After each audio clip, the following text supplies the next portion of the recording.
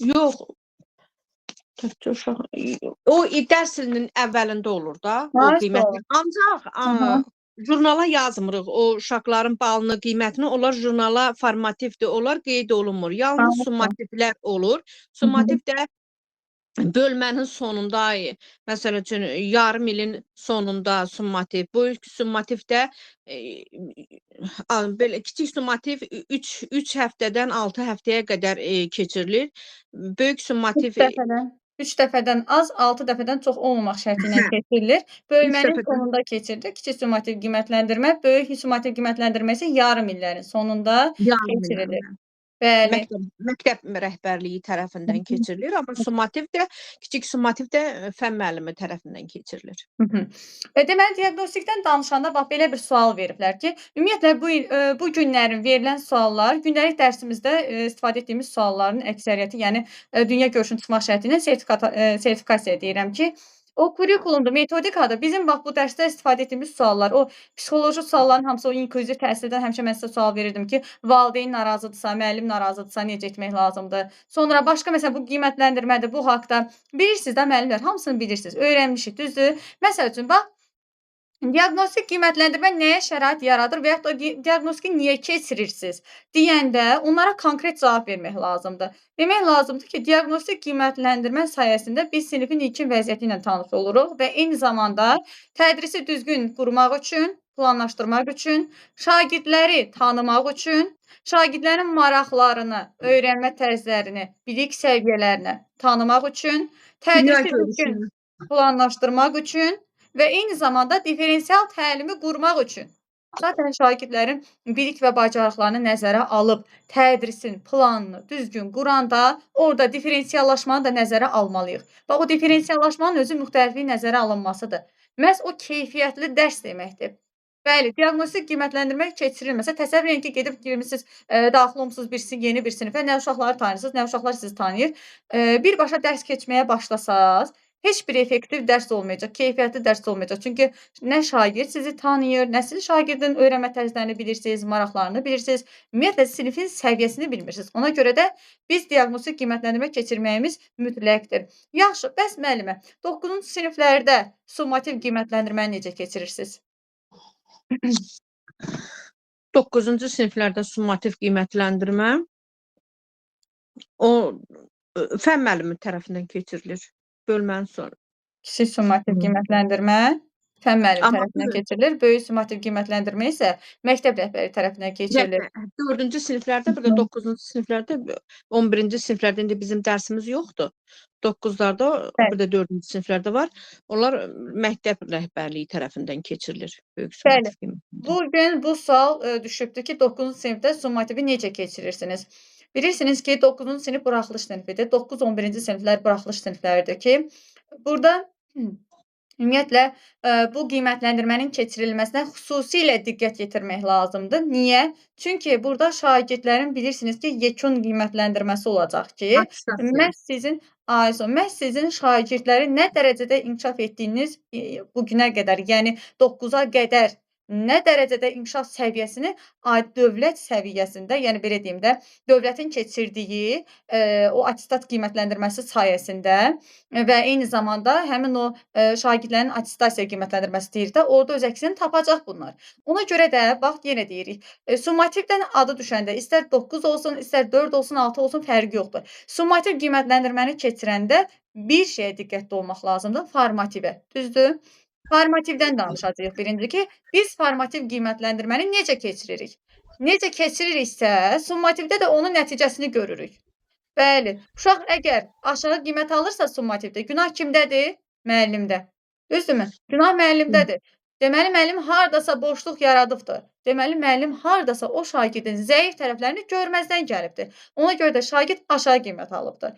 Ona görə də biz şagirdlərə aşağı qiymət yazmaq əvəzinə şagirdləri formativ qiymətləndirmədə inkişaf etdirmək lazımdır. Məhz 9-cu siniflər haqda, 11-ci siniflər haqda, ümumiyyətlə summativ haqda deyəndə formativi də nəzərinə çatdırırsınız ki, inkişaf etdirmək lazımdır ki, bilik və bacarıqları ölçüləndə keyfiyyətli bir nəticə əldə edək. Bəli.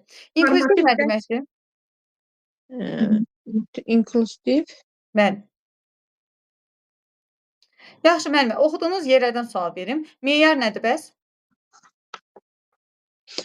Meyar standartlar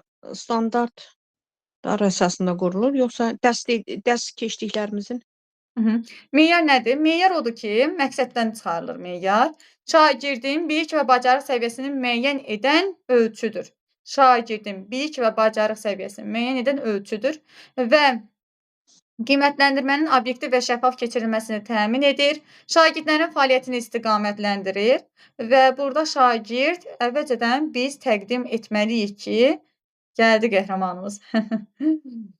Əvvəlcədən təqdim etməliyik ki, burada şagirdlər tapşırığı necə yerinə yetirəcəklərini və hansı meyarlar əsasında qiymətləndiriləcəyini əvvəlcədən bilsinlər. Məhz bu da qiymətləndirmənin obyektiv və şəffaf şəkildə keçirilməsini təmin edir. Və biz meyarlar əsasında şagirdə nə edirik? Rəy veririk, düzdür? Şagirdə rəy veririk. Nə üçün? Şagird güclü və zəif tərəflərini görsün, inkişaf etsin. Onun zəif tərəflərini aradan qaldırıb onu inkişaf etdirmək üçün biz rəy veririk. Gündəliklərinə. Bəli, gündəliklərinə yazırıq, rəy yazırıq. Fatimə müəllimə, deməli meyar oldu şagirdin bilik və bacarıq səviyyəsinə qoyulan, daha doğrusu bilik və bacarıq səviyyəsini müəyyən edən ölçü. Bilik və bacarıq səviyyəsini müəyyən edən ölçü. Yəni bir yadınıza saxlayın, meyar ölçüdür. Qiyməti də nailiyyət kimi yadınıza saxlayın. Çünki qiymət nədir? Şagirdin nailiyyət səviyyəsinə qoyulan dövlət tələbidir. Meyar nədir desə, şagirdin bilik və bacarıq səviyyəsini müəyyən edən ölçüdür. Sözünü deyəcəyik. Bəs yaxşı, müəllimə, bax, şagirdə rəy verirsiniz də, düzdür. O rəy necə rəydir? Gündəliklərinə yazılır. Gündəliklərinə. Məsəl üçün, əgər 5 alıbsa, 5-ə əsasən rəy veririk, 4 alıbsa 4-ə, eləmi? Müəllimə, bax, belə deyim sizə. Şagirdə, bax, rəy yazırsınız, düzdür. O yazdığınız rəy dekonstruktivdir, yoxsa konstruktivdir? Konstruktivdir. Nə deməkdir konstruktiv və o necə olur? Sinifdə elə bil dərsin sonunda veririk də rəy. Yox, dərs boyda verə bilərsiniz müəllimə, dərs boyda. Dərs boyu şagirdi qiymətləndirmək dərs boyudur. Bax, belə bir sual verilib bu gün belə bir sual verilibdir. Qiymətləndirməni nə zaman keçirirsiniz? Dərs boyu. Şagird gəlib, məsəl üçün, lövhədə bir tapşırıq işləyəndə ona əks əlaqə qurmursunuz, rəy vermirsiniz. Bax, onun özü qiymətləndirmədir də. Məsəl üçün, şagirdə hər hansısa bir tapşırıq verirsiniz, o tapşırığı icra eləyir, siz gedirsiniz, onun yanında dayanırsınız, siz ona bir istiqamət göstərirsiniz, rəy verirsiniz, nə bilim, motivasiya edirsiniz, düzdürmü? Onun özü nədir? Qiymətləndirməkdir də, düzdürmü? Ona görə də, bax, deyirik ki, qiymətləndirmə dərs boyu aparılır. Motivasiya dərsin əvvəlində aparılır. Refleksiya əsasən dərsin sonunda aparılır. Niyə əsasən deyirəm? Çünki siz dərsin ortasında da refleksiya edə bilərsiniz. Əsasən daha çox sonda aparılır. Amma biz dərsin ortasında da refleksiya edə bilərik. Məsəl üçün, siz dərsi izah elədiniz, düzdür? Şagirdə deyirsiniz ki, başa düşdünüz. Hansı məsələlər, hansı yerlər sizə qaranlıq qaldı? Çünki şagirdin verdiyi suallar müəllim üçün önəmlidir. Müəllim üçün böyük bir əhəmiyyət kəsb edir. Şagird sual verə-verə öyrənir. Məhz sizə belə bir sual verilsə ki, dərsinizi nə zaman pozarsınız? Dərsi nə zaman pozarsınız? Şagird sual verdiyi anda. Pozmaq deyəndə, yəni dayandırmaqdan söhbət gedir də. Şagird sual verdiyi məqamda biz dərsi dayandırmalıyıq. Deməli deyilik, bala, otur, məsəl üçün, tənəffüsdə deyərsən. Bir də görürsünüz ki, tənəffüsdə yadından çıxdı, o sual da yadından çıxdı. Deməli, nə etmək lazımdır? Şagird sual verəndə cavab vermək lazımdır. Sual verə-verə öyrənib. Dərslə bağlıdırsa əgər, təbii ki də. Yaxşı, müəllimə, çox sağ olun. Deməli, Fərət müəllim buradadır. Müəllimə, özünü təqdim etməm, yəni necə idi, bəyəndinizmi onu? Bəli, bəli, normaldır. Biraz da qısaldım da onu. Bəli, biraz. O illəri biraz istisna eləyək, biraz qısaltsaz əla olacaq. Yaxşı, müəllimə, çox sağ olun. Sağ olun. Fərət müəllim buradadır. Salam müəllim, buradayam. Salam, axşamınız xeyir. Həyəcan var. Həyəcanın səsini çıxmır. Yaxşı. Fərət müəllim, həyəcanlanmayın. Gedin, görürsünüz, qəhrəmanlarımız buradadır. Döyüşüb gəliblər. Oturam, təqdimatı bilmirəm də. Bilmirəm orada nə danışacaqsa. Təqdimatı bilmirsiniz. Deyin, görək müəllim, belə eləməyin. Sabahlarım gedin. Salam, axşamınız xeyir olsun. Axşamınız xeyir. Necəsiniz? Çox sağ olun, siz necəsiniz? Sağ olun, çox sağ olun. Motivasiya Təqdimat önəmlidir. Məndən soruşdular. Mən birinci təqdimatdan başladım. motivasiya verin Fərid müəllimə, zəhmət olmasın. Hə, çox gərək elə olasınız ki, onlar dediyi sualı məsələn göydə alasınız. O sualın da ətrafında danışanda onlar durub qulaq asırlar. Hı. Yəni Müəllim, Əla. Esma müəllimə, bizim bu dərs zamanı verdiyimiz suallardan idi. Əlbəttə, hər gün olan sual cavablarımız idi. O Nə gözəl. əsas o 10 yaşında uşaq vardı. Ha bir sualınız var sizin. Ay sağ ol. 10 yaşınızda uşağının valideyni onu evdə döyür, incidir, neynəyirsiniz? Sual biri belə idi. Psixoloji suallar var idi. Müəllimə gəldi, özünü çatıdı. Əvvəl getmişdi, sonra qayıtdı, gəldi. Psixoloji suallar var idi. Əgər evdə bir hadisə baş verib, amma siz məktəbə getməlisiniz, dərsə girməlisiniz. Əlbəttə ki, məktəbin qapısından içəri girdinsə, bütün hər şey unudulub çöldə qalmalıdır. Müəllim, şagird Ay sağ qapını ol. açdı, içəri girdi və salam. Və yəni orada belə şey danışdım. Bəli, Yəni bəli, sinifə doğru. girdi, sinifə girməlidir, dərsini başlamalıdır. Hər bir adamın evdə problemi var, olur, olacaqdır da. Yəni bu məktəbə yansımamalıdır bu Ay söhbət. sağ ol. Hə, Bəli. çox gözəl, çox gözəl. Hə. Psixoloji suallar bu qaydadaydı. Sonra metodiki suallar var idi ki, sinifə girəndə dərsi hansı formada qurursunuz? Uşaqlar əgər oxumursa necə motivasiya verirsiniz? Belə bu qaydada suallar var idi metodikaya aid. Bir də metodikadan əsas diaqnostik nədir? Belə bir sual verir. Demədi diaqnostik nəyə deyilir, necə olur? Diaqnostik nədir? Mhm. Ümumi dedi. Mhm. Hə, diaqnostikdən danışdım, qiymətləndirməsi hansı qaydada olduğunu. Diaqnostikə nətər qiymət verirsiniz, müəllim? Mhm. Hə, dedim Diaqnostika- diaqnostik. Hə, Aha. qiymət, yəni qiymət yazılmır da.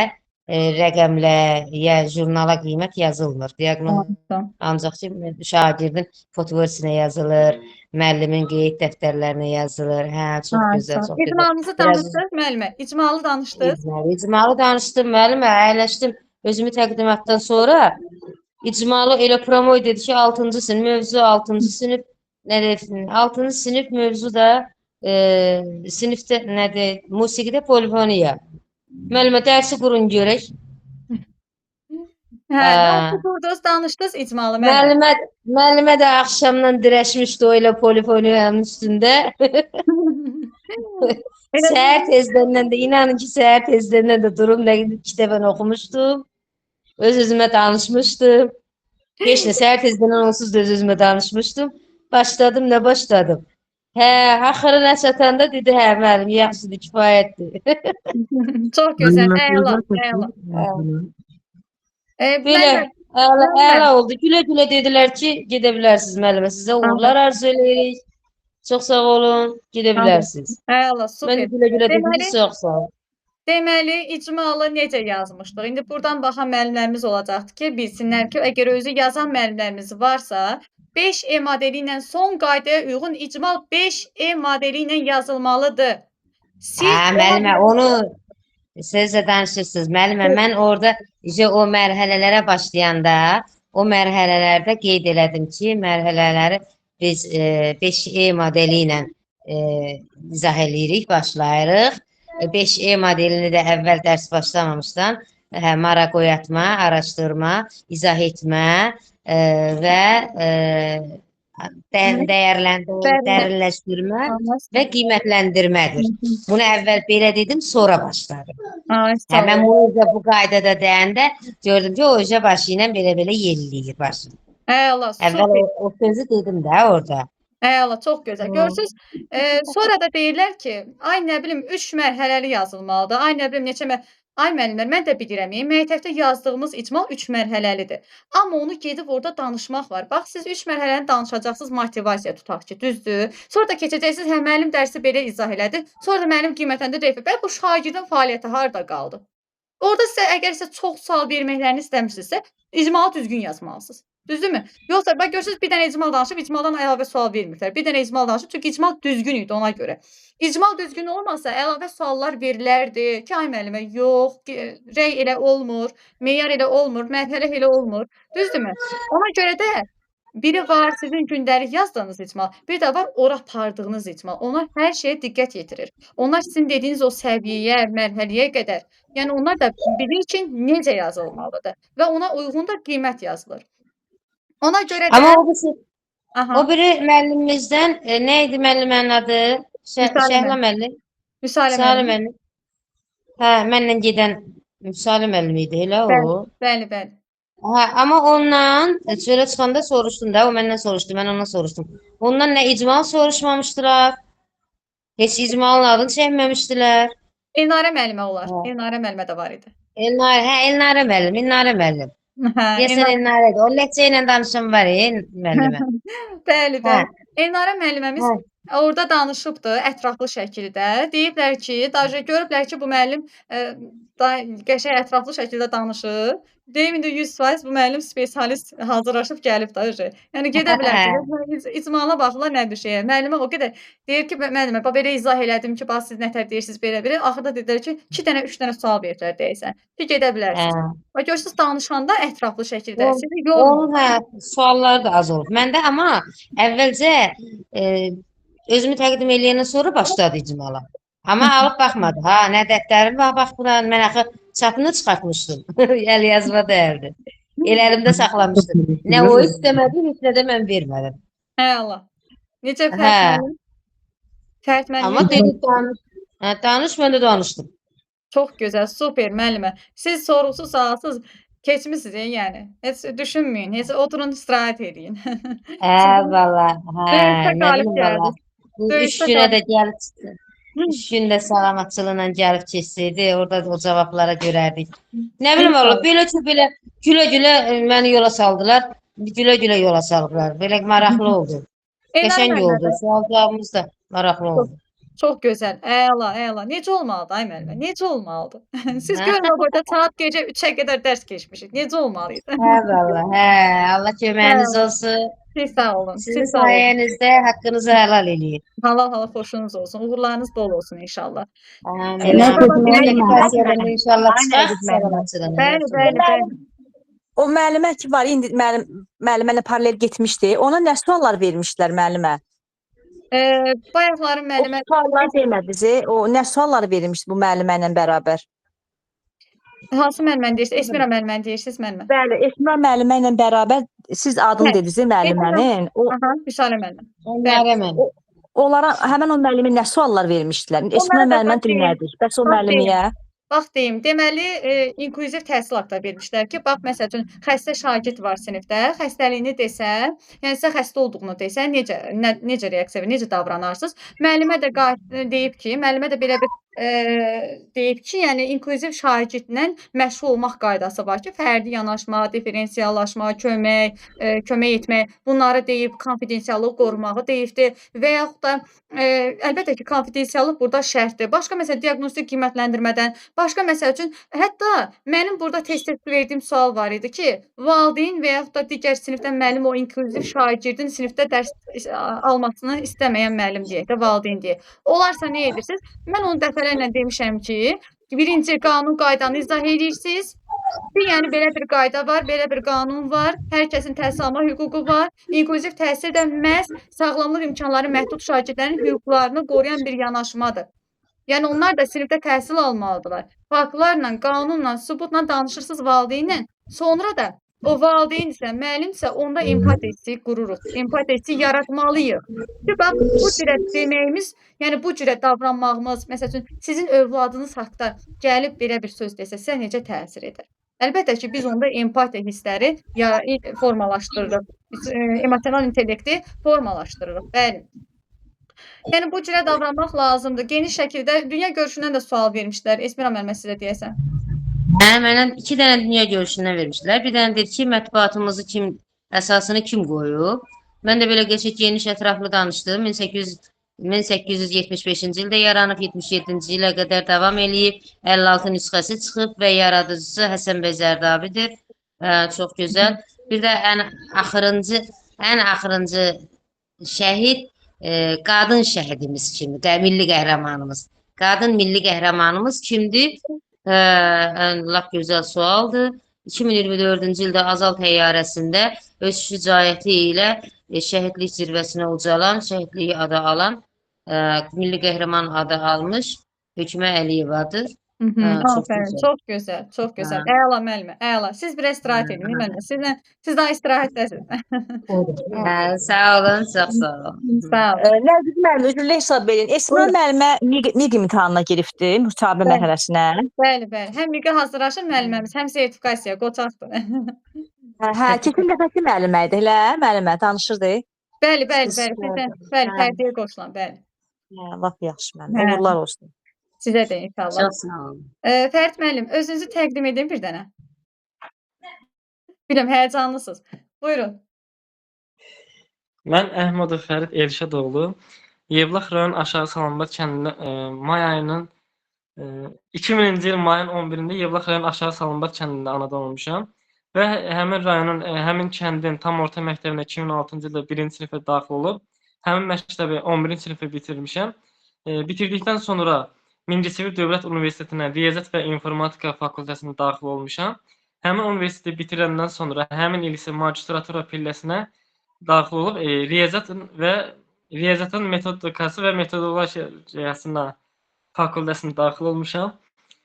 Həmin magistratura pilləsini bitirdikdən sonra hərbi xidmətə yola salınmışam. Hərbi xidmətə getmişəm.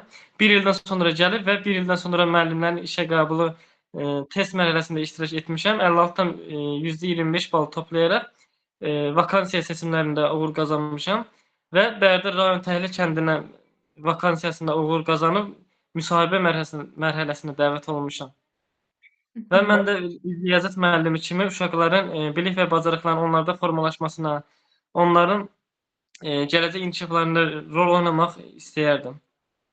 Diqqətiniz üçün təşəkkürlər. Gələcək inkişafında, nailiyyətlərində, uğurlarında payım olmağını istərdim. Yəni belə deyəcək. İstəyirəm deyin. Lap belə qətiyyətli şəkildə danışın ki, payım olmağını istəyirəm.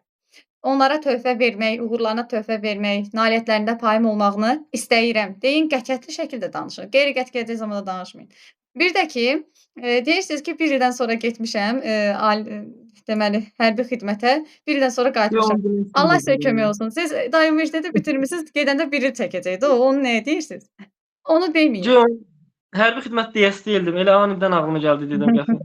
Yox, bir il deyiniz, demək istəyirsə deyin, amma 1 il söhbətini deməyin. Çünki ali təhsilli olanlar, yəni 1 il çəkir müddəti. Yəni onu deməyin. 1 ildən sonra getdim, gəldim belə. Bunu deməyin. Həm də biləm, düzdür, sizin fəaliyyətiniz indi azdır, amma bir də kursda işlədiyinizi, repetitorluq etdiyinizi qəti şəkildə olmaz. Qəti şəkildə. Ay son. Məsəl üçün, sual verilsə ki, bax, deməli, Fərid müəllim, təlim nəticəsi nədir? Təlim nəticəsi əvvəlcədən müəyyən olunmuş şagirdlərin bilik və bacarıqlarını mənimsədilməsidir. Yəni Mənimsənilməsi nəzərdə tutulan, bunu deməyin. Deyin ki, şagirdlərin əldə edəcəyi bilik və bacarıqlardır ki, bunların əvvəlcədən müəyyənləşdirilməsi təlim nəticəsi adlanır. Belə deyin. Şagirdin əldə edəcəyi bilik bacarıqdır sonda. Onu da biz nə edirik? Əvvəlcədən müəyyənləşdiririk. Bu nə adlanır? Təlim nəticəsi adlanır. Təlim nəticəsindən geniş. Özünün təqdimatı bir də saat 11-də eləyəcəksiniz. Hə. Necə müəllim? Bu axşam 11-də. Bəli, bəli. Bir də 11-də axşamda özünüzü təqdim edəcəksiniz. Soruşan ondan yaxşı. Bəli, icmalı danışacaqsınız. Bəli, icmalları hələ mənə danışmalısınız siz. Seçmisiniz icmal mövzu. Baxmışam PDF-lərə, yəni belə təqdim etməyə bilmirəm də necə başlayım, necə eləyim. Seçərsiniz birini. Bu gecə yatmayasınız. Gərək onun hamısını oxuyasınız. Yəni birini oxuyandan sonra zaten o mövzunu bilirsiniz. O birisi mövzularda lap onun üzərində qurub danışa bilərsiniz şifahi şəkildə. Birinin gedişatını biləndən sonra o birisini də onun üstündə qurun danışın. Deməli, bəlkə də heç soruşmadılar, nə bilmək olar, amma hazırlıqlı getmək lazımdır. Yaxşı, bəs təlim nəticəsi haqqında geniş danışın. Təlim nəticəsi 6 standartlardan çıxarılır. 6 standart nədir? Şagirdlərin bilik və bacarıqlarının səviyyəsinə qoyulan dövlət tələbidir. Təlim nəticəsini müəyyənləşdirərkən nədən istifadə edirsiniz? Məzmun standartlarından istifadə edirik. Nədən istifadə edirsiniz? Təlim nəticəsi siz biologiyasınız müəllimlər. Bax, orada yazan müəllimlər biologiyadır. Ayın 28-də gedirsiniz səhv etmirəmsə. Ya da 31-də. Səbirli olun, göndərəcəm. İbtidai nə vaxt gedir İlahə müəllimə? Gülüm müəllimə, siz mənim nəzərimdəsiniz, bilirəm. 2 sentyabr. Allah sizə kömək olsun. 2 sentyabra qədər olsun da gələcəkdə göndərəcəm. Hə. Fərid müəllim, belə deyim sizə. Bax, deməli, bu alt standart təlim nəticəsini müəyyənləşdirərkən nədən istifadə edirsiniz? Deməli, smart planlama texnikasından, düzdür? Bəli, bəli. Smart planlama texnikası nədir? Onu hələ də bilmədim də. Hələ gec deyil müəllim. Hələ gec deyil. Deməli, smart planlama texnikası dəqiq olmalıdır, aydın olmalıdır, spesifik olmalıdır. Düzdürmü? Bəli. Dəqiq olmalıdır. Xeyr, bildim, sertifikasiya bildim. icmalı hələ hazır deyil. Sertifikasiyaların vaxtına var. Gözləyin, qoy bu mig getsin ondan sonra. Deməli müəllim, smart planlama texnikasından istifadə edirik. Smart planlama texnikasından biz necə istifadə edirik? Müəyyənləşdirdiyimiz təlim nəticəsi dəqiq olmalıdır, düzgün olmalıdır, aydın olmalıdır, ölçülə bilən, əlçata bilən olmalıdır. Düzdürmü? Real imkanlar nəzərə alınmalıdır. Yaxşı, bunları nəzərdə saxlayın. Çünki deyəcək smart planlama texnikası nədir? Və yaxud da təlim nəticəsini müəyyənləşdirəndə əsas nəzərə alınmalı faktlar nələrdir? Bu cürə sual veriləcək. Deyəcəksiniz ki, bax, dəqiq olmalıdır, düzgün olmalıdır, aydın olmalıdır, əlçata bilən, ölçülə bilən, real imkanlar nəzərə alınmalıdır. Bəli, bunları deyəcəyik. Sonra, başqa məsəl üçün deyilə bilər ki, alt standart əsasında nələr müəyyənləşdirirsiniz?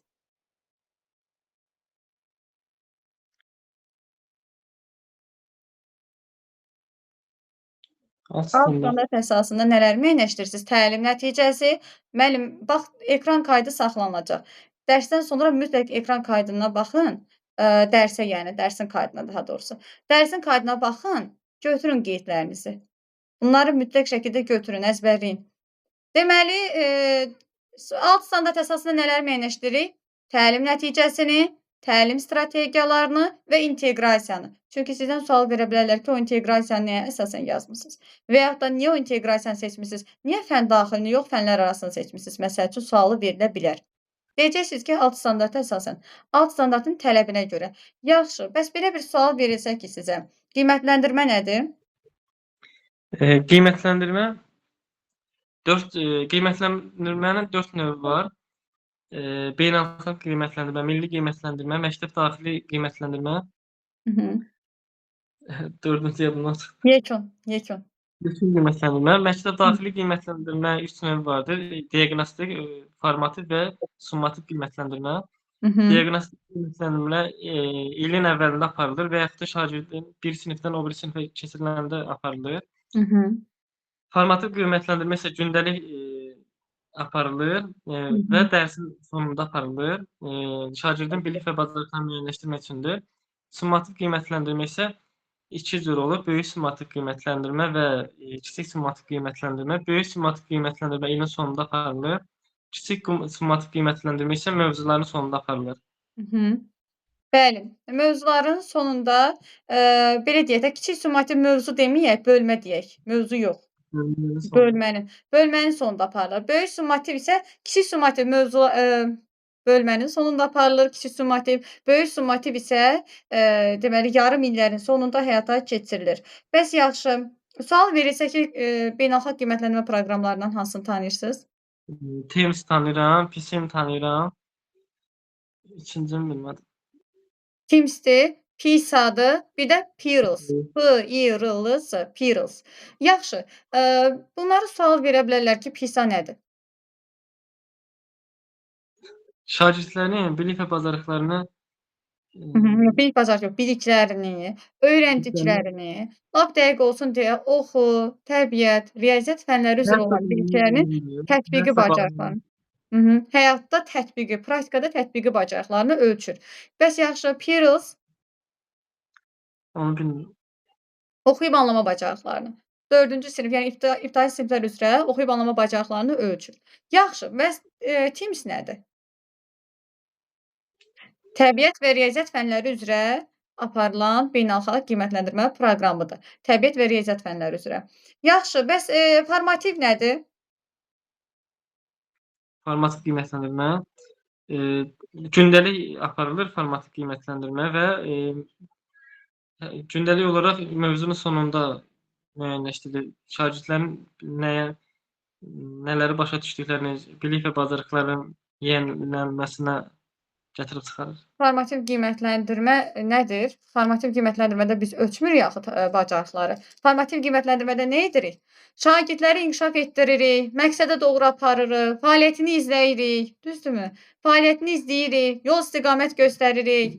Bir sözlə inkişaf etdiririk şagirdi. İnkişaf etdirmək. Fəaliyyətini izləməkdir, inkişaf etdirməkdir. Əsas tərkib hissəsi konstruktiv rəydir. Konstruktiv rəy nədir?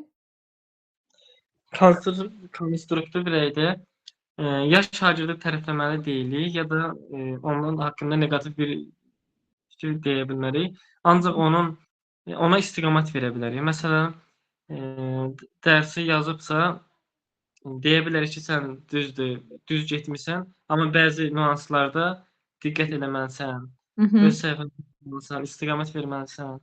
Aha, bəli, birinci müsbətdən başlayırsınız. Məsəl üçün, toplama üsulundan və yaxud da düsturdan düzgün istifadə eləmisən, amma hesablamada düsturdan düzgün istifadə edib, yəni düzgün düstur tətbiq edib. Amma hesablamada səhvlərə yol verə bilər. Aha, bu səhvləri necə aradan qaldırsan?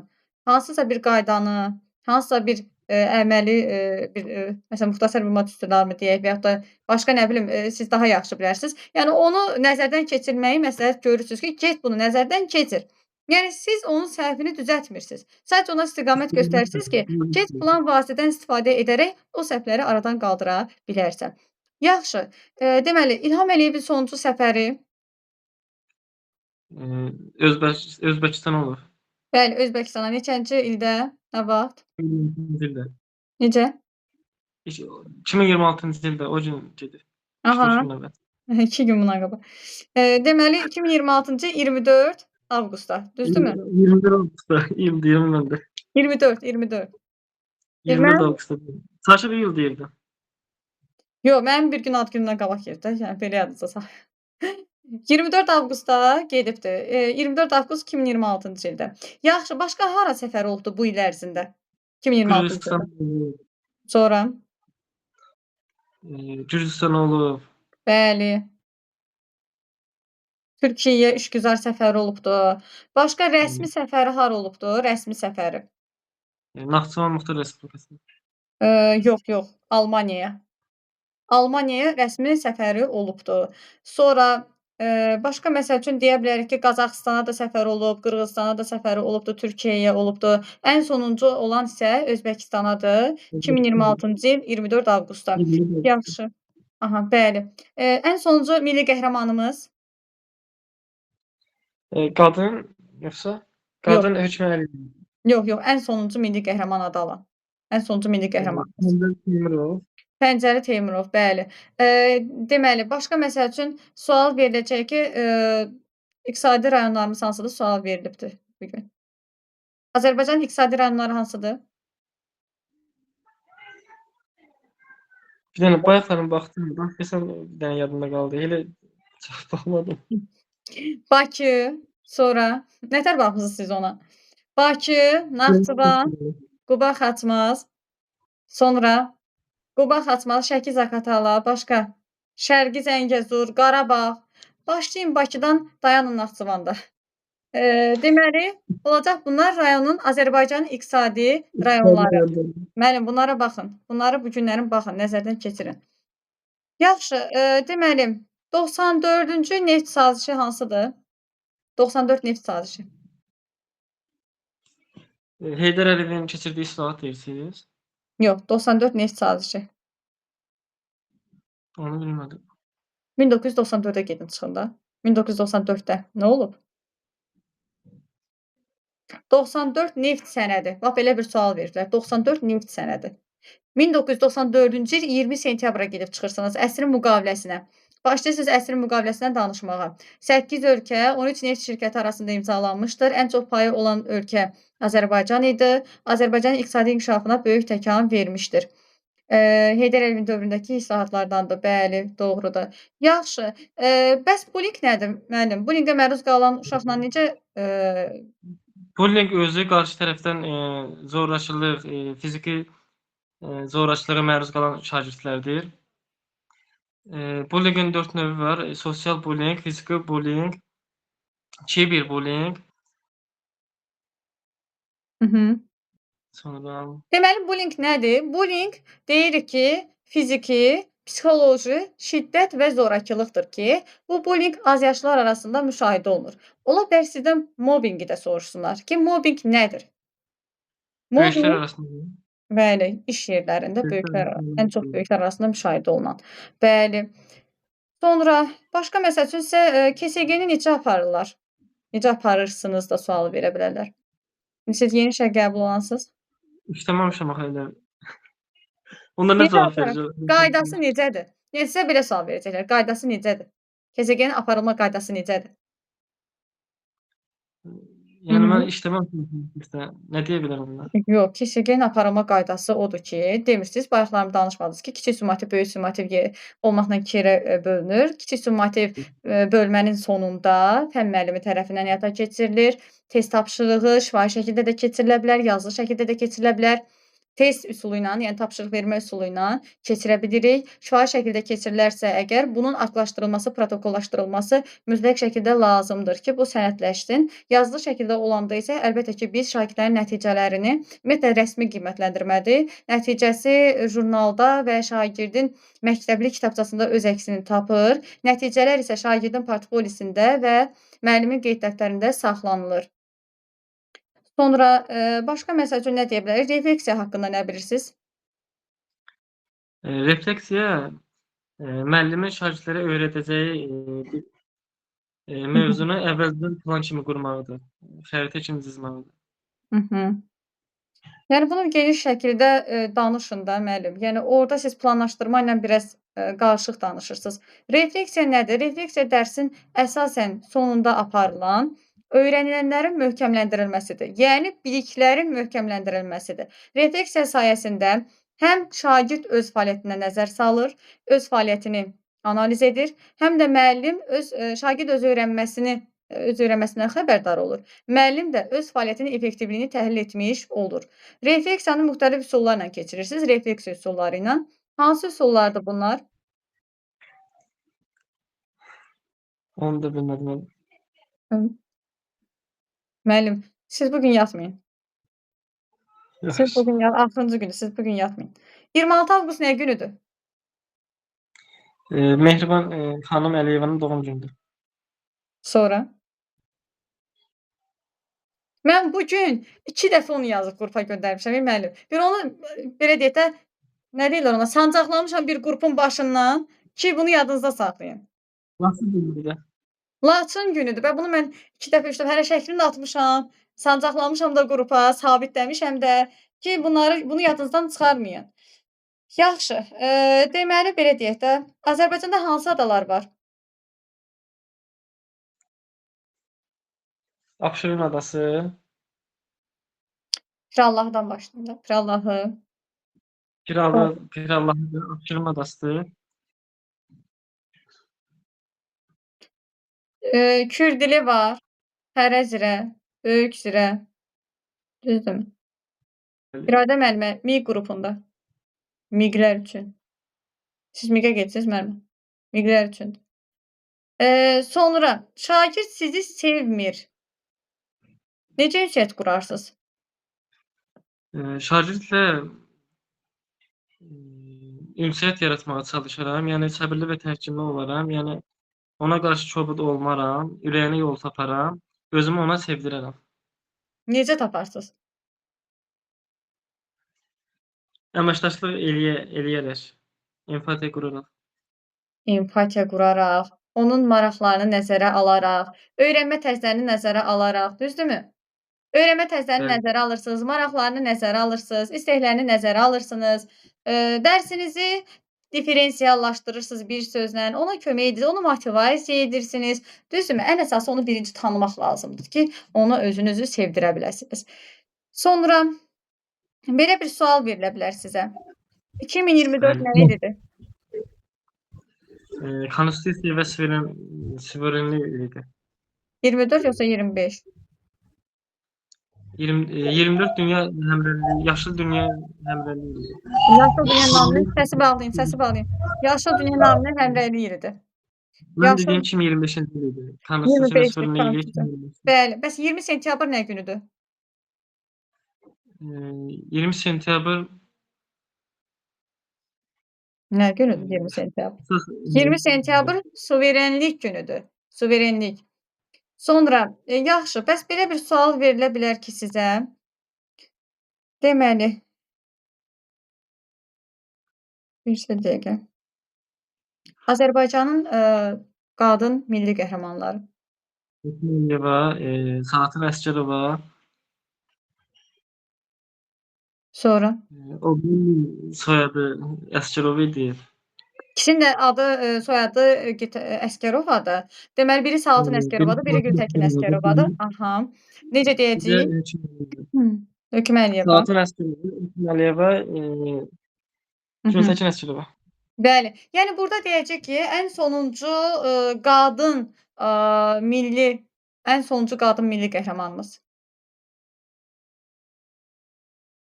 Az öncə dediniz, 2024-cü ildə şəhid olubdur. Hökməliyeva. Azal təyyarəsində. Hökmə Əliyeva ən sonuncu. Yox, Səba müəllimə, siz dediyiniz o 3000 şəhidin bir bacısıdır.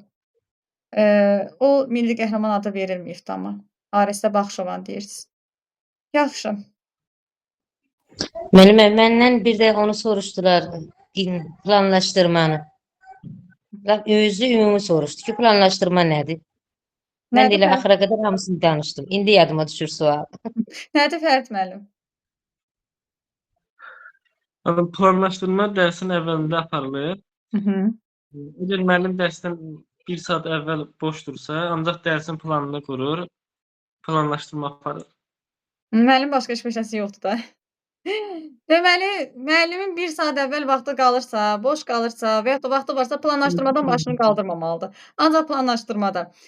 Biz onu əlbəttə ki, bir evdə də planlaşdıra bilərik. Əlbəttə ki, indi 1 saat planlaşdırmamışıqsa evdə, gətir məktəbdə 100%, yəni o sinifə daxil olmamışdan əvvəl planlaşdırmalıyıq.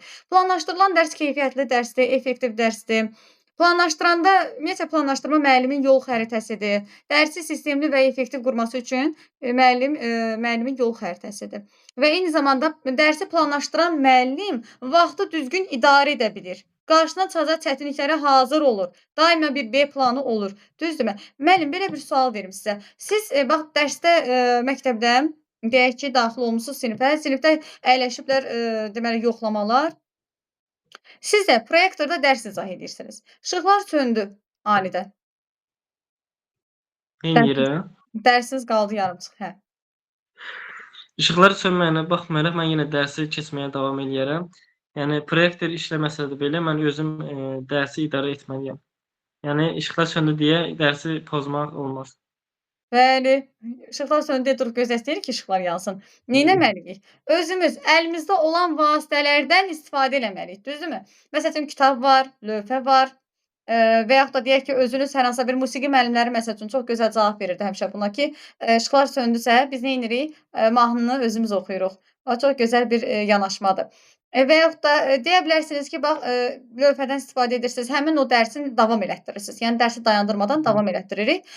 Deməli lövhədən, dərslikdən, əlimizdə olan vasitələrdən istifadə edirik. Kompüterdə olanları lövhədə yazmaq lazımdır. Bəli, bundan başqa yazsaydık. Deməli müəllim, müəllimlərin qurultayı nə zaman keçirilib? Neçə ildən bir keçirilir və nə zamana başlayıb? Sayın onu bir. 5 ildən bir. İkisi də bir Azərbaycanlıların qurultayıdır, bir də müəllimlərin qurultayıdır. 5 ildən bir keçirilir. Sadalayın onları. Mən onları bu gün atmısınız, yəni baxmamışam ona. Bilirəm ki, 5 ildən bir keçirilir. Sabah nə zamandır? Saat neçədədir müsahibəniz? Mənim müsahibəm bürsü gündür, 28-i. 28 idi. Bəli. Allah sizə kömək olsun. Elə bilirəm siz sabah gedirsiniz. Hə, sabah saxlamayın da müəllim. Bu gündən elə bil ki, necə deyim, dəyərləndirin bu günləri. Bunları oxuyun mütləq şəkildə. Bax, sizə mən şəxsiyyət səs atacağam. Nələri oxumaq lazımdır mütləq şəkildə. Sabahlarında sizi həmin fərdi şəkildə sual-cavab edəcəm. Fərdi Bəli. şəkildə. Bəs yaxşı. Sağ olun müəllim, sizi çox yormayaq. Sağ olun mənim. Deməli, başqa müəlliməmizdən burada Nuray yazılıbdır. Nuranə müəllimə çox güman ki. Nuranə müəllimə, səsi açarsınız, zəhmət olmasa. Axşamınız xeyir olsun müəllimə, necəsiz? Axşamınız xeyir olsun. Çox sağ olun, yaxşı olasınız. Buyurun, özünüzü təqdim edin. Məhrəm Hava Yaxşı idi. Nurayyə. Müəllimə, yaxşı idi Fərid müəllimi dinləyənə qədər. İnşallah Fərid müəllimə də- sevinərsiniz. İnşallah, Sizdən bir inşallah. Fərid müəllim qəsəm oxumur da, olmaz. oxumur. Ona görə əsəbləşdirir məni. Biz bunu neçə dəfələrlə sual-cavab edirəm. Deyirəm, ay Fərid müəllim, götürün qeydlərinizi, yazın. Bəli, soruşacam, müəllim, soruşacam. Bu dərsdən sonra saat 11-də qoşulacağıq. Deməli, bax, nəyi bilmirsinizsə, bax, belə deyirəm də, istər sertifikasiya olsun, istər MİQ olsun.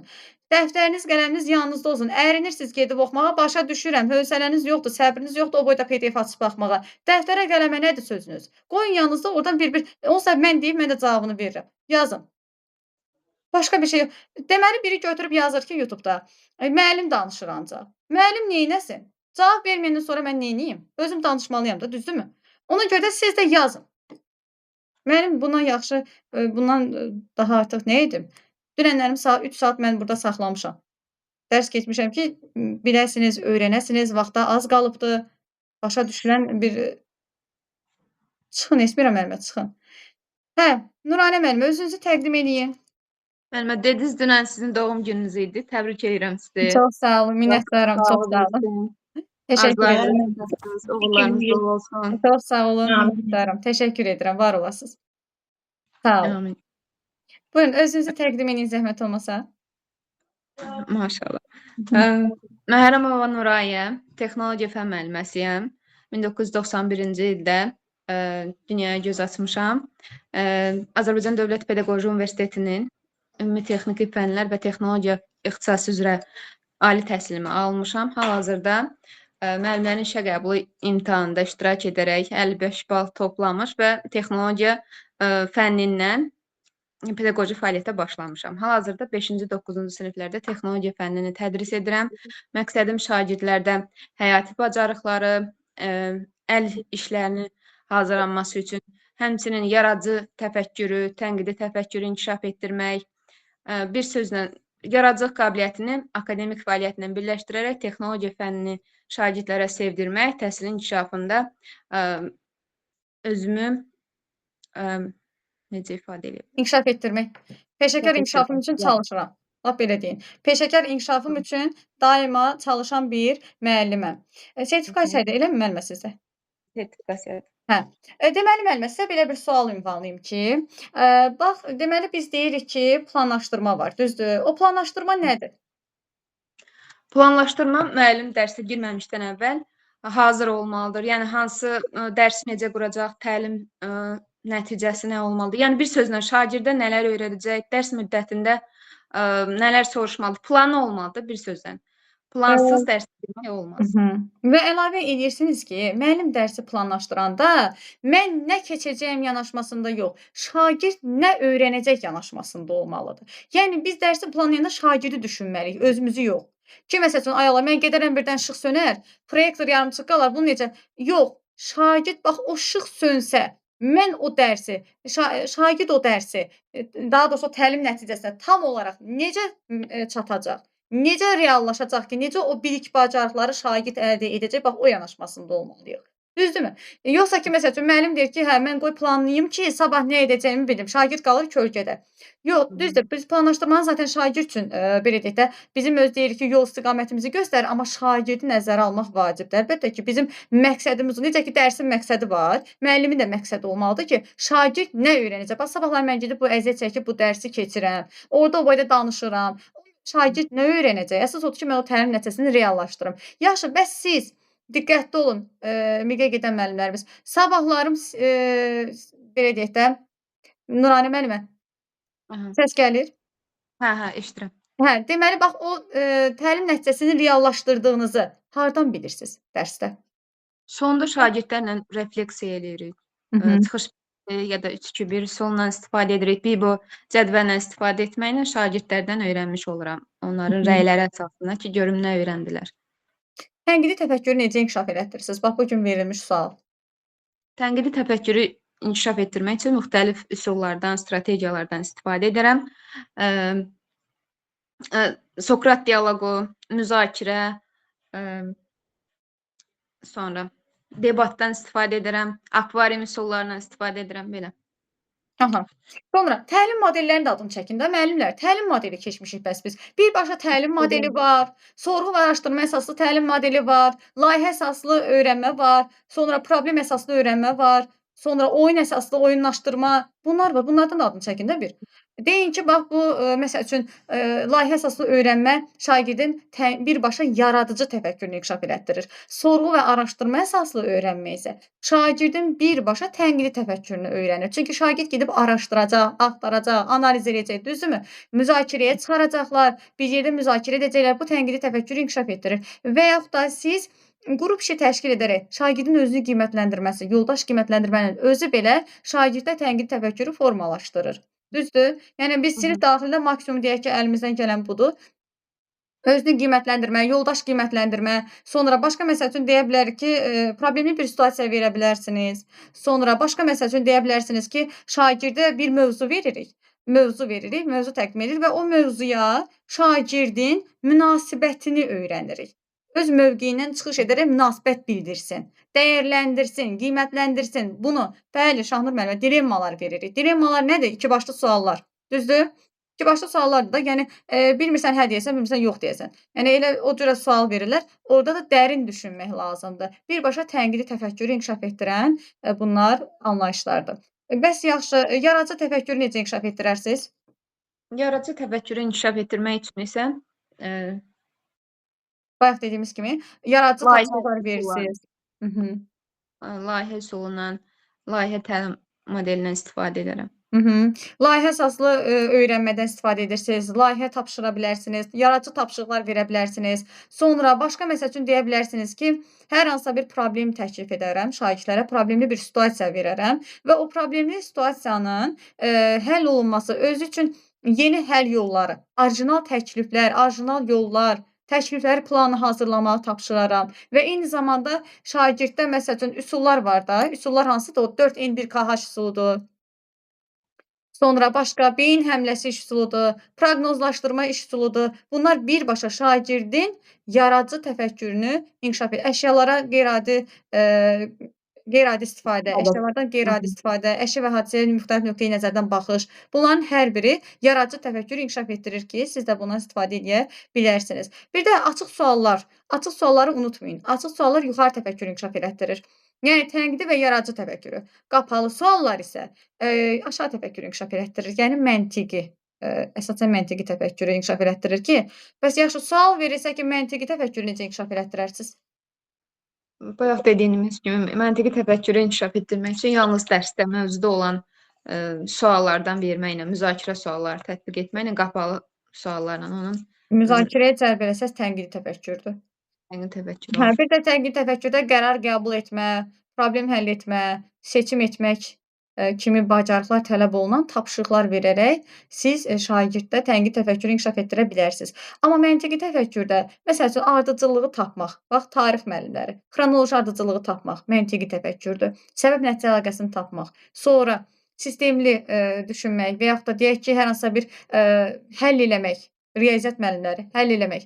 Görürsüz, riyaziyyat müəllimləri məsələn məsələ misalı həll edir. Orada hansı təfəkkür formalaşır? Məntiqi təfəkkür formalaşır. Düzdürmü? Çünki burada məntiqə əsaslanan bir təfəkkürdür. Sonra başqa məsəl üçün müəllimə belə bir sual verilə bilər ki, sizə qiymətləndirmə prinsipləri hansılardır? Obyektivlik, bir də uyğunluq. Yox, uyğunluq və validlik. Etibarlılıq. Uyğunluqla validlik birdir. Deyə bilərlər ki, sizə bax belə verməyəcək sualı, bəlkə verdi validlik prinsipi nədir? Validlik prinsipi yəqin ki, uyğunluq eyni şey deyil. Mövzuya uyğun olmalıdır. Yəni qiymətləndirmədə verilən suallar mövzunun tədris bölmənin içərisində olmalıdır. Bölmədən kənar suallar olmamalıdır. Bəli, bölmədən kənar suallar. Bölmədən kənar deyəndə ki, müəllimə, reallaşdırdığımız təlim nəticələrinə uyğun suallar olmalıdır. Reallaşdırdığımız təlim nəticələrinə uyğun suallar olmalıdır ki, şagirdin, belə deyək də, biz mövcud bilik səviyyəsini yoxlamaq üçün, uyğunluq prinsipini gözləmək lazımdır ki, bizim, reallaşdırdığımız o təlim nəticəsi, birbaşa summativ qiymətləndirmədə tərtib olunan suallar əsasında biz onu ölçürük də, düzdürmü? Məsəl üçün, biz o sualları tərtib edəndə təlim nəticəsinə nəzər salırıq. Təlim nəticəsinə nəzər salırıq ki, görüm bu təlim nəticəsini mən reallaşdırmışammı? Reallaşdırmışamsa, hə, onda summativ qiymətləndirməyə sual tərtib edirik. Həmin o reallaşdırdığımız təlim nəticəsi əsasında. Əgər reallaşdırmamışıqsa o təlim nəticəsini, biz ondan sual tərtib edə bilmərik summativdə. Bu zaman uyğunluq prinsipini, uyğunluq və validlik prinsipini pozmuş oluruq. Etibarlılıq nədir bəs? Etibarlılıq isə şagirdin aldığı qiymətlər, məsələn, birinci KSG-də tutaq ki, 50 balla 3 alıb, amma ikinci KSG-də 80 balla 4 alıb. Burada etibarlılıq prinsipi pozulmuş olur. Bəli, yəni belə deyək də, birinci dediniz 50 balla 3 alıb, sonra da 4 alıb. Aha, 80 balla 4 alıbdır. Yəni çox fərqi olursa birinci KSG ilə ikinci KSG arasında, yəni 5-10 balla Birinci KSG-də 4 alıb müəllimə, yoxsa birinci KSG-də 3 alıb? 3 alıb. Niyə? Onu inkişaf elətdirirsiniz də, o 4 qalxmalıdır səviyyədən. Elə qalmalıdır 3 də müəllimə. O inkişaf eləməlidir. Yox müəllimə. Bilirsiniz necədir? Əgər o şagird 90 baldan 5 alıbsa birinci KSG-də, ikincidə düşürsə onun qiyməti, düşürsə qiyməti əlbəttə ki, qalxmalıdır müəllimə qiymət. Qiymət qalxmalıdır. Məsəl üçün, bugün 3 alıbsa, gələn dəfə onu müəllim inkişaf elətdirib yuxarı qaldırmalıdır. O validlik prinsipinin pozulması deyil. Siz onun mövcud bilik səviyyəsini ölçürsünüz. Amma bir də var ki, siz birinci KSG-də şagird 90 baldan 5 alır, ikinci KSG-də gəlir 60 baldan 3 alır. 5 ilə 3-ün arasında yerlə göy qədər fərq var. Burada nə oldu? Etibarlılıq prinsipi pozuldu. Yəni nəticələrin davamlılığıdır da. Məsəl üçün 90 balla 5 alan uşaq 5 aşağı 5 yuxarı ala bilər də, düzdür? Olsun qoy bu da məsəl üçün 81 balla 5 və ya da 84, 80-dan 5. Yəni 90 almasa da bu, yəni 81-90 arası almalıdır o qiyməti ki, bu prinsip pozulmasın. Amma yox, gəlib düşürsə 3-ə, hə, onda pozulur.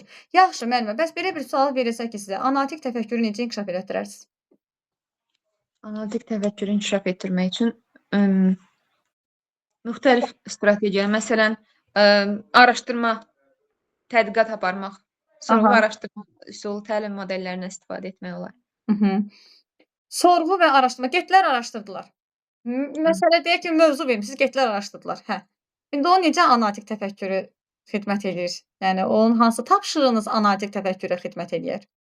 Ola bilər ki, həyatla əlaqəli inteqrasiyada tənqidi təfəkkürlə analitik təfəkkür bir-birinə çox yaxındır. Çox. Sadəcə dərindən araşdırma analitikdir. Dərindən araşdırılma. Amma bir də var ki, məsəl üçün mən deyirəm ki, gedin araşdırın. Filan mənbədən filan mövzunu gedin araşdırın. Uşaqların araşdırması, sonra həmin mövzuya deyək ki, obyektiv yanaşması, öz fikirlərini yazması, öz münasibətini bildirməsi bu tənqidi təfəkkürdür. Yox, əgər mən deyirəm ki, araşdırın, sonra onu əlaqələndirin, sonra da orada olan əsas faktları müəyyənləşdirin. Onları hissələrə, o araşdırdığınız o məlumatları hissələrə bölərək təhlil edib müəyyən faktları müəyyənləşdirin. Görün, mən neçə dənə fəaliyyət tapşırdım uşağa. Bu artıq dərindən araşdırmanı təfəkkür edir. Düzdür, dərindən araşdırmanı etiva edir. Ona görə də bu nədir? Analitik təfəkkürdür. Amma bir dənə desəm, gedin araşdırın və ya da gedin, məsəl üçün, müzakirə təşkil edin. Bunu desəm, bu olacaq tənqidi təfəkkür. Ona görə də deyirik ki, şagirdin dərindən düşünməsidir. Və onun bir anlayışı, bir hadisəni, mövzunu və ya da hər hansısa bir anlayışı hissələrə bölərək detallı şəkildə araşdırmasıdır. Həll etməsidir. Bəli, bu analitik təfəkkürü, yəni buna uyğun tapşırıqlar verərək siz şagirddə analitik təfəkkürü inkişaf etdirə bilərsiniz. Bəs yaxşı müəllimə, təlimin formaları hansılardır? Təlimin formaları. Kollektiv, bir də fərdi iş formaları var. Təlim formaları, düzdürmü? Təlim formaları var, deməli, fərdi iş, cütlərlə iş, qrupla iş, bütün siniflə iş, düzdür? Yaxşı, bəs şagirdlərin sosial bacarıqlarını necə inkişaf elətdirirsiniz? Sosial bacarıqlarını inkişaf etdirmək üçün elə təlim formalarından istifadə edirik dərs zamanı. Əgər çox özünə qapanıq, şagirdlərlə ünsiyyətə girməkdə çətinlik çəkirsə, birinci onun yaxşı uğurlarını qeyd etməliyik. Sonra cütlərlə işə həvəsləndirməliyik. Sonra nisbətən qrup, sonra isə bütün siniflə, kollektivlə işi yönləndirmək olar. Yəni belə deyim də, sosial bacarıqlar deyəndə burada cütlərlə iş, qruplarla iş, bütün siniflərlə iş gedir ki, fərdi işi çıxmaqla şərti ilə. Çünki fərdi işdə əməkdaşlıq, sosial bacarıqlar inkişaf etməyəcək. Sosial bacarıqları sayın bir dənə. Əməkdaşlıq, ünsiyyət, empatiya bacarıqları, sosial bacarıq sayılırmı? Hardasa münasibətləri idarə eləmək üçün bəli. Münasibətlərin idarə edilməsində zaten onlarda emosional intellektə vacibdir, böyük rol oynayır. Və eyni zamanda dinləmə bacarığı olmalıdır, liderlik bacarığı olmalıdır. Məhz bunlar sosial bacarıqlara aiddir. Bəs yaxşı, müəllimə, həyati bacarıqlar nədir bəs? Həyati bacarıqlar həyatda, yəni sadəcə məktəbdə, məktəb prosesində yox, evdə ya da küçədə hər hansı bir həyati prosesdə ortaya çıxan problem nəticəsində öz öhdəsindən gəlir, heç bir kömək olmadan. Yəni? Məsələn, texnologiya fənninə aid demək olar ki, məsələn, özünə qulluq etmək qaydalarını bilir, ya da ki, hansısa bir əşyanı özü hazırlaya bilir. Sayılırmı həyat? Müəllimə, yox. Bayaq dediyiniz sosial bacarıqlar elə həyati bacarıqlar sayılır. Və eyni zamanda 21-ci əsr bacarıqları var ki, Gülüm müəllimə. Baxın, sizin dediyinizdə 21-ci əsr bacarıqlarıdır. Bunlar da sosial bacarıqlar, həyati bacarıqlar və ya da yumşaq bacarıqlar. Bunların üçü də eynidir. Əməkdaşlıq, ünsiyyət, liderlik, dinləmə bacarığı və s. Bunlar aiddir bizim sosial və həyati bacarıqlarımıza. 21-ci əsr bacarıqları hansıdır? 21-ci əsr bacarıqları da eyni ilə sosial bacarıqların belə deyək də tərkib hissəsinə hesab olunur yəni. Hansılarda qərar qəbul etmədir, problem həll etmədir, düzdürmü? Sonra tənqidi təfəkkür, yaradıcı təfəkkür, bir sözlə də 4K bacarıqlarıdır ki, bunlar 21-ci əsr bacarıqları hesab olunur. Yaxşı, bəs müəllimə, sonuncu sualı verim sizə. Şagirddə əgər hər hansı bir xəstəliyi varsa şagirdin və bunu sizə bildirir ki, mən bu səbəbdən dərsi oxumamışam. Sizin reaksiyanız nə olur? Məsəl üçün, görürsünüz ki, o uşaq hər gün hazırlıqsız gəlir, kitab dəftər gətirmir, amma belə deyək də, siz səbəbini soruşanda o xəstəliyini deyir. Yəni, deyir ki, mənim bu problemim var.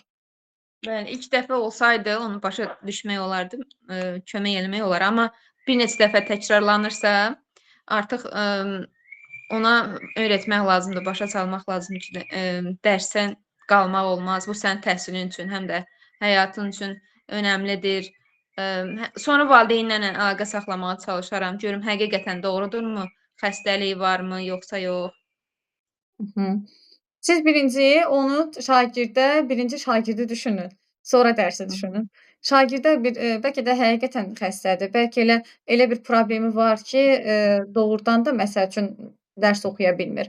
Bu zaman siz nə edəcəksiniz? Valideynlə əməkdaşlıq eləyəcəksiniz.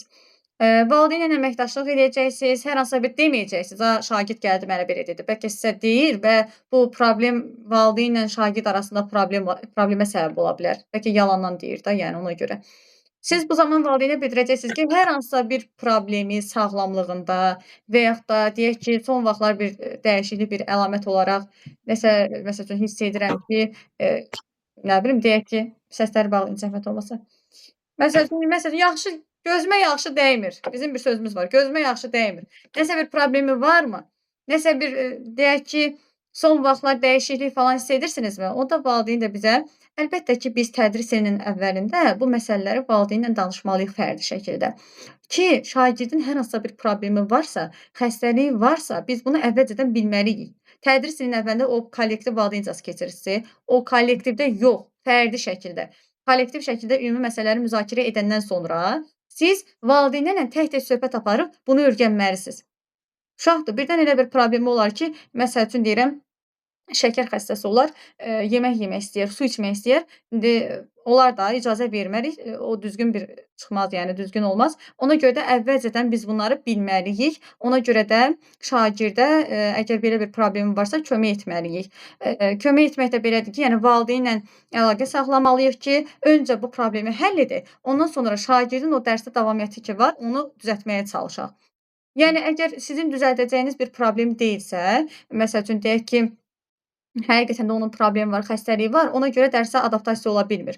O zaman təbii ki, siz ona evdə işləməyə yox, ev tapşırığını da məktəbdə işləməyə kömək eləməlisiniz ki, zaten bu gedib evdə oxuya bilmir də, düzdürmü? Yəni əlinizdən gələni eləməlisiniz ki, o uşaq akademik nailiyyətləri zəifləməsin, o uşaq geriləməsin. Əlinizdən gələn qədər onun üçün tədrisi differensiallaşdırmalısınız, onu anlamalısınız, empatiya qurmalısınız o şagirdlə. Dərs vaxtı o şagirdlə fərdi şəkildə, yəni fərdi ehtiyaclarını təkcə demirəm. Təkcə burada artıq yaxşı çıxmır. Yəni o biri uşaqlardan fərqlilik kimi çıxır. Fərdi ehtiyaclarını nəzərə alaraq yanaşmalısınız, onun problemini başa düşməlisiniz və dərsi dərsdə öyrətməlisiniz o şagirdə ki, evdə gedib işləyə bilmirsə, burada işləsin və yaxud da digər bir, yəni əlinizdən gələn qədər kömək edirsiniz, valideynlə də əməkdaşlıq edirsiniz, psixoloqla da əməkdaşlıq edirsiniz ki, bu şagird özünə qapanmasın, yəni müxtəlif səbəblərdən. Çox sağ olun müəllimə. Sağ olun, gecəniz xeyir. Gecəniz xeyrə qalsın. Deməli, başqa müəlliməmizdən bizə deyək ki, Vüsalə müəllimə, Vüsalə Ağayeva. Buradadır. Bəli, müəllimə, buradayam. Axşamınız xeyir müəllimə. Hər vaxtınız xeyir olsun, ay müəllimə. Özünüzü təqdim edin. Özümü belə danışacağam, oxumuram da.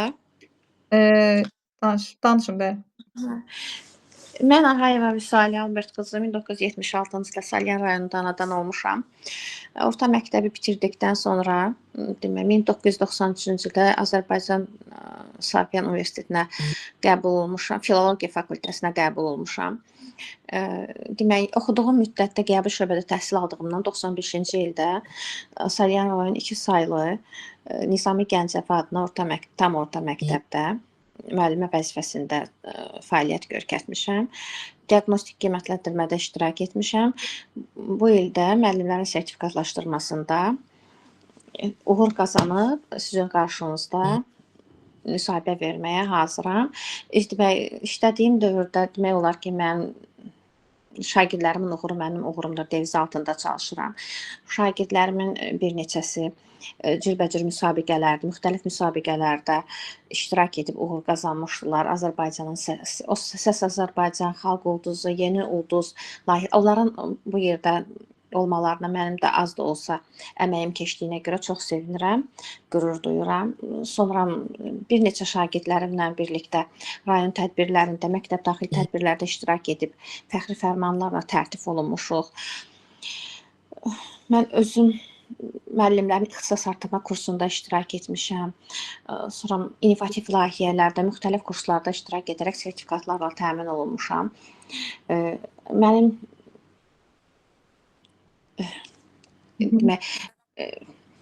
söz tapa bilmədim ki. Biz belə edin də müəllimə. Kimisənsə telefonda metod gəlir deyəsən. Hə, deməli, səsə mane olur səs yazmasına.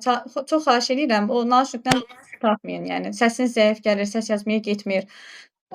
Deməli, baxın, müəllimə, belə bir sual deyim də, daha doğrusu söz deyim ki, yəni özünüzü təqdim edəndə, əlavə o fikirləri deməyə ehtiyac yoxdur. Bir dənə, deməli, doğulduğunuz yer, tarix, oxuduğunuz yer, fakültə, sonra işlədiyiniz məktəb dediniz, sonra sertifikasiyada, diaqnostikdə iştirakınızı, uğurlarınızı qeyd edirsiniz. Dövlət səviyyəli hər hansısa bir Təhsil Naziri tərəfindən keçirilən tədbirlərdə, layihələrdə, ümumiyyətlə sertifikatlarınız, fəxri fərmanlarınız, statusunuz varsa bunlardan danışırsınız. Sonra da şagirdlərinizdən qısaca məlumat verirsiniz ki, məsəl üçün şagirdlərimin inkişafı üçün çalışıram və məsəl üçün müxtəlif yerlərdə uğur qazanması, məsəl üçün müxtəlif layihələrdə, tədbirlərdə, yarışmalarda, müsabiqələrdə qalib gəlməsi, qalib gəldiyini məsəl üçün görəndə qalib gəliblər deyin. Sonra başqa məsəl üçün məqsədiniz nədir onu deyin, şagirdləri inkişaf etdirmək, təhsilin keyfiyyətini yüksəltmək. Bu cürə danışın. Sonda da deyin ki, diqqətiniz üçün təşəkkür edirəm. Və salam. Sizin rəyiniz sayəsində, sizin qarşınızda falan bunu deməyin. Deyin ki, diqqətiniz üçün təşəkkür edirəm və salam. Deməli müəllimə, bilirsiniz, çünki orada biraz da həyəcan olacaq. O cümləni düz qoşub indi danışmaq var da orada. Ona görə biraz bacardığınız qədər qısa, belə deyək də, sonluq hissəni biraz yığcamlaşdırın. Yaxşı müəllimə, təlim nəticəsi nədir bəs? Təlim nəticəsi? Siz mənə söz vermişdiniz. Bəli, mən söz vermişəm, öyrənmişəm deyə prosta danışa bilmirəm. Kimsə deyəndən sonra deyirəm ki, hə, filan şey. Bilik və bacarıqlarım ortaya çıxarılması, yəni ki, Əvvəlcədən müəyyən edilməsidir, bəli. Aha. Əvvəlcədən müəyyənləşdirilməsidir. Yaxşı. Bəs deyirik ki, şagirdlərin əldə edəcəyi bilik və bacarıqların əvvəlcədən müəyyənləşdirilməsidir. Heç o mənimsənmə sözünü deməyin. Elə deyin ki, şagird dərsin sonunda bilik, bacarıq əldə edəcək. Biz də o bilik, bacarığı əvvəlcədən müəyyənləşdiririk. Bu da oldu təlim hissəsi. Dərs nə asan, nə çətin əldə oluna bilən olmalıdır. Demək, şagird yönümlü olmalıdır. Şagirdlər nəzərə alınmalıdır. Demək, Bəli. Yəni belə deyək də, ölçülə bilən, əl çata bilən, qiymətləndirilə bilən olmalıdır. əvvəlcədən şagirdlərə müəyyən olunmalıdır, elan olunmalıdır ki, təlimin nəticəsi ki, biz bu günləri bu təlimdən istifadə edəcəyik. Yəni ki, bu metodlardan istifadə edəcəyik. Ay sağ ol. Dəqiq olmalıdır, düzgün olmalıdır, aydın olmalıdır. Deyəcək ki, real vaxt, resurs, imkanlar nəzərə alınmalıdır. Nə müəlliməsiydiniz müəllimə? Musiqi. Musiqi. Belə deyək də, musiqi alətində ifa eləməyi bacarırsınız. Fortepianoda, bəli. Deməli müəllimə, məktəbdə belə bir şərait var. Xeyr, piano yoxdur məktəbdə. Bəs yaxşı. Hər hansısa bir ifa etməklə bağlı olanda, hər hansısa bir deyək Düz ki, nə müəllimə? evet. Səs gücləndiricilər var balaca. Telefonumda elə bir mahnı, musiqi karaoke formada qoyuram. Uşaqlara məsələn dinlətdirirəm. Əvvəl mahnı kimi, sonradan karaoke kimi qoyuram. Uşaqlar onu elə bir ki, başlayırlar həmin musiqi sədaları altında mahnı ifa edirlər. Nə gözəl. Sonra başqa məsəl üçün necə motivasiya edirsiniz? Sonra məsələn hansı şagirdim tara gedən var, qarmana gedən var. Onlar gətirirlər görsə eləcəksiniz. O da hər dəfə yox, məsələn ayda bir dəfə, 2 ayda bir dəfə belə gətirirlər sinifdə həvəsləndirmək üçün də uşaqlar keçdiyimiz mahnılardan ifa edirlər uşaqlar. Bax belə. Bir də ki bəstəkarlardan olanda videorolik kimi proyektorla uşaqlara görkədirəm. Yəni, əyani vasitələrdən, əlinizdən gələn bütün resurslardan istifadə edirsiniz. Musiqi müəllimisiniz, özüm ifa edirəm, şagirdlərin ifasına yer verirəm. Və yaxud da deyə bilərsiniz ki, video çarxlardan, əyani vasitələrdən istifadə edirəm, düzdürmü? Yəni, bunların hər birini nəzərə alırsınız. Hər birini deyək ki, dərsinizdə istifadə edirsiniz, maraqlı metodlardan, interaktiv metodlardan. Yaxşı müəllimə, bax bir musiqi müəllimi kimi dərsinizdə hansı iş üsulundan istifadə edirsiniz? İş üsulları və iş formaları. Ki, şagird maraqlı olsun. Dərslikdə də verilib ki, məsələn, ən çox Venn diaqramı. Belə də ki, cütlərlə iş olur, bir də görsən, qruplarla iş olur. Yox, Venn diaqramı deməyin də müəllimə. Çünki Venn diaqramı musiqi fənninin biraz yaxın gəlmir axı. Kitabda da var müəllimə. Tutaq ki, biz keçmişik, məsəl üçün də Koroğlu orada, indi burada musiqi müəllimləri var, bilirlər. Orada tutaq ki, Koroğlunun ifasını da veriblər. Orada Həsən xanın da ifasını verib. Venn diaqramı çəkirlər ki, buradan oxşar və fərqli cəhətləri, onların səs tembrləri. Bəli. Ona görürəm, bax belə. Başqa məsəl üçün deyə bilərsiniz ki, bax, musiqi ritmli olurlar da o şagirdlər. Musiqi dərsində görürsünüz ki, aktiv şagirdlər musiqi ritmli intellektə sahib olurlar. Bunun üçün də o şagirdlərin hərəkət etməsinə, rəqs etməsinə, ritm tutmasına şərait yaradırsınız. Düzdür? Elə bir sinif qruplara bölünür. O hətta biz kurikuluma hazırlaşanda müəllimimiz də bizə demişdi də. Kurikulum deyirəm, sertifikasiyaya hazırlaşanda. Məsəl üçün səslər var, səs ritmlər tutulur. Məsələn, yarı qrup belə bölünür ki, əllə ritm tutur, əl çalmaqla ritm tutur. Yarısı ayaq tapıltatmaqla belə ritm tutur. Yəni elə bir şeylər də olur. O keçəndən sonra doğrusu mən o sinifdə tətbiq etmişəm. Görürsünüz, bundan danışın da müəllimə. Yoxsa eləyir Venn diaqramı ədəbiyyat dərsi kimi olur, riyaziyyat dərsi kimi olur. Olmazsa deyim ki, bax, fəal iştirak eləməsi üçün bax, oxumasına şərait yaradıram. Özüm də şagirdlərlə bir yerdə oxuyuram. Nə bilim, ritm tuturlar, rəqs edirlər. Fəal olmalıdır da, düzdür. Bu riyaziyyat dərsi deyil ki. Ona görə də siz həmin şagirdlərə şəraiti yaradırsınız, müxtəlif üsullardan, müxtəlif deyək ki, fəaliyyətlər verirsiniz şagirdlərə və eyni zamanda musiqi dinlədirsiniz şagirdlərə ki, şagirdlərin musiqi duyumu inkişaf etsin. Dinləyib anlama bacarıqları inkişaf etsin. Musiqini dinlədirsiniz və ona suallar verirsiniz, düzdür, şagirdlərə. Bəli. Düzdür. Bəs yaxşı, müəllimə, A standart nədir? alt standart demək dövlət tərəfindən tətbiq olunur. Alt standart ən çox demək olar, onu dəyişdirmək olmaz. Dövlət sənədidir. Alt standarta əsasən demək summativ qiymətləndirmə, illik planlaşdırma, gündəlik planlaşdırma tətbiq olunur. Daha doğrusu alt standart gündəlik planlaşdırma, illik planlaşdırma da jurnalda da Yazılır. olunur. Yazılır demək istəyirsə, yəni bəli, öz əksini tapır. Doğrudur. Yəni alt standartda var, yəni belə deyim, alt standart illik planlaşdırmada, gündəlik planlaşdırmada, jurnalda öz əksini tapır. Jurnala neçə dənə standart yazsınız? 2 dənə. Ümumiyyətlə standartı 3-dən çox yazmaq olmaz. Maksimum 3 dənə standart yazmaq olar. Mən istifadə edirik, amma 3 bir dənə. çox vaxt. 3 dənə yoxsa hansı məqsədə uyğun olar? Daha çox 3 dənə ola bilər. Amma siz o 3 dənəsini yazmaq məcburiyyətində deyilsiniz. Deyirəm 1 və 2 standartdan istifadə edirik. Bəli, doğrudur. Bəs yaxşı, alt standartın kodlaşdırması necədir? Neçə rəqəmlə ifadə olunur? 3 rəqəmlə. Məsələn 1 2 3 1 1 1, 3 2 1, 3 1 1. Onun oxunuşu necədir? Başa düşmədim müəllimə. Oxunuşu. Yəni ona 1 2 1 demirik də müəllimə. Necə deyirik? Birinci məzmun xəttinin ikinci əsas standartının birinci alt standartı deyirik. Bəli. Yaxşı. Məzmun xətti əsas standart. Elə də. Birinci məzmun xətti gəlir, ikinci əsas standart gəlir, üçüncü alt standart gəlir. Bunlar da bir-birinə bağlı olduğu üçün deyirik ki, birinci məzmun xəttinin ikinci əsas standartının birinci alt standartı deyib canımızı qurtarırıq ki, orada əlavə suallar verməsinlər ki, o 1 nədir orada, 2 nədir orada, 3 nədir orada deməsinlər. Yaxşı, bəs müəllimə, belə bir sual verim sizə ki, dərsinizin öyrədici olması üçün nə edirsiniz? Dərsin öyrədicisi olması üçün uşaqlara motivasiya yaradıram. Bəli. Yəni öncədən motivasiya yaradıram uşaqlarda ki, dərs öyrədici olsun, maraq yaransın uşaqlarda ki, diqqətlə dinləsinlər, həvəsləndirmək üçün. Yəni siz motivasiya yaradırsınız, sonra nə edirsiniz? Motivasiya ilə bitdimi? Motivasiyada Diferensiallaşdırırsınız. Tədrisin planını düzgün qurmalısınız. Yəni necə? Gündəlik planlaşdırmanı nəzərdə tuturam. Planlaşdırmanı düzgün etməlisiniz. Sonra şagirdə fərdi yanaşmalısınız. Yəni fərdi ixtisasını nəzərə almalısınız. Hər bir şagirdin. Özünüz fasilitator, skaffolding vasitələrindən istifadə edərək ona kömək olmalısınız. Düzdürmü? Sonra dərsin sonunda refleksiyanı keçirməlisiniz.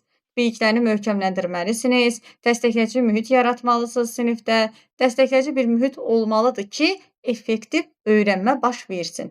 Sağlam mühit sonra öyrənmə mühiti gəlir. Aydınmı? Sağlam mühit sonra öyrənmə mühiti.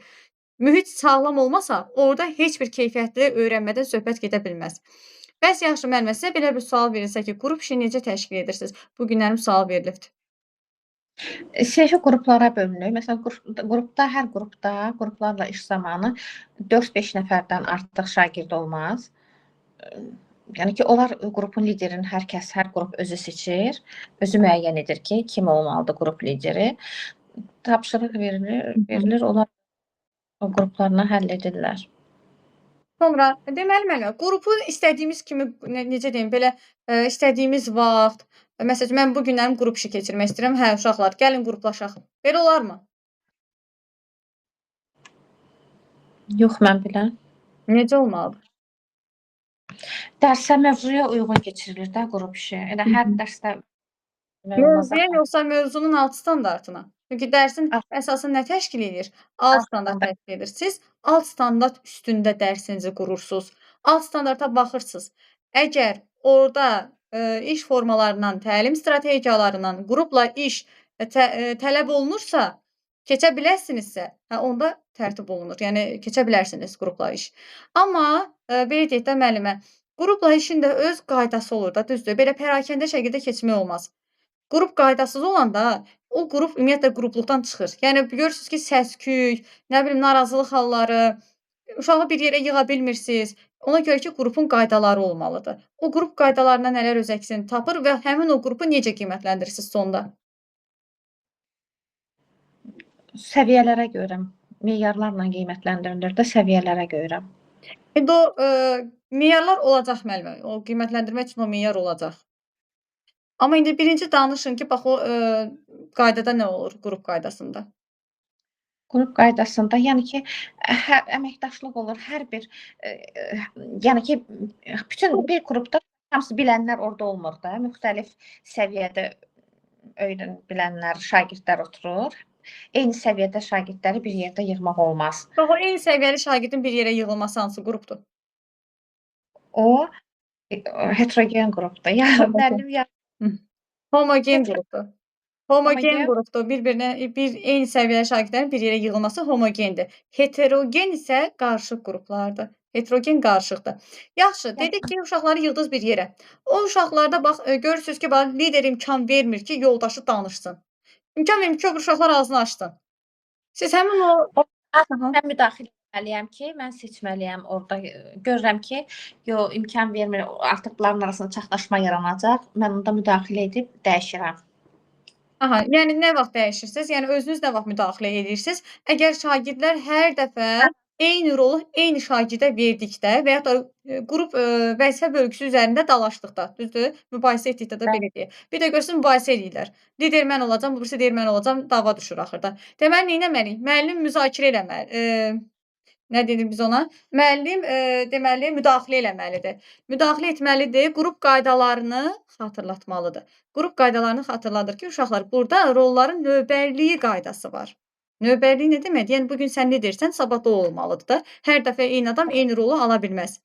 Əgər uşaq indi görürsüz ki, bunlar düzgün bölə bilmir, ona görə də nə etmək lazımdır? Bəli, pasiv şagirdlər olanda, geridə qalanda, zəif şagirdlər kölgədə qalanda, lider imkan verməyəndə, hər hansısa bir xoşagəlməz hallar qrupda yaşandıqda o qrup qaydaları sizin köməyinizə çatır.